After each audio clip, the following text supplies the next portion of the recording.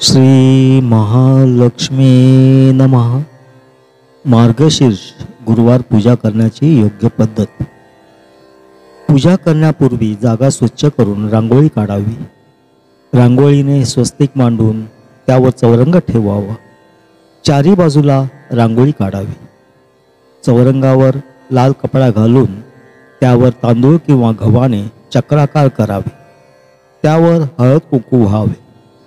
पाण्याच्या तांब्यात दुर्वा, सुपारी आणि शिक्का सोडावा। कलशाला बाहेरून हळद कुंकवाचे बोट लावावे। तांब्याच्या नंतर आजूबाजूला विडे किंवा आंब्याची पाने सजून मधोमध नारळ ठेवावा। कलश चक्राकारावर ठेवावा। समोर लक्ष्मी श्रीयंत्र ठेवावे। लक्ष्मी समोर दिवा लावावा। लक्ष्मीची षोडोपचार पूजा करावी। फळ, मिठाई, दुधाचा नैवेद्य दाखवावा। देवीला कमळाचे फूल अर्पित करावे। लक्ष्मीपूजनानंतर कुटुंबासोबत आरती करावी। श्री लक्ष्मी नमस्ताचक वाचावे। व्रतकथा वाचावी। श्री लक्ष्मी देवीची कहाणी मार्गशीर्ष महिन्याच्या गुरुवारी आवर्जून वाचावी अशी कथा आहे। मनातील इच्छा प्रकट करून प्रार्थना करावी। संध्याकाळी पुन्हा देवीची आराधना करून नैवेद्य दाखवावे।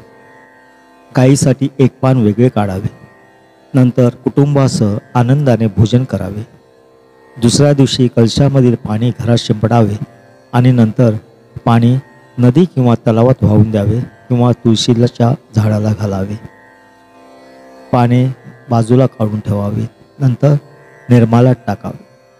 शेवटल्या गुरुवारी 5 कुमारिका किंवा 5 सवाष्णींना बोलावून हळद कुंकू, फळ, दक्षिणा आणि महालक्ष्मी व्रतकथा पुस्तक देऊन त्यांचा सत्कार करावा।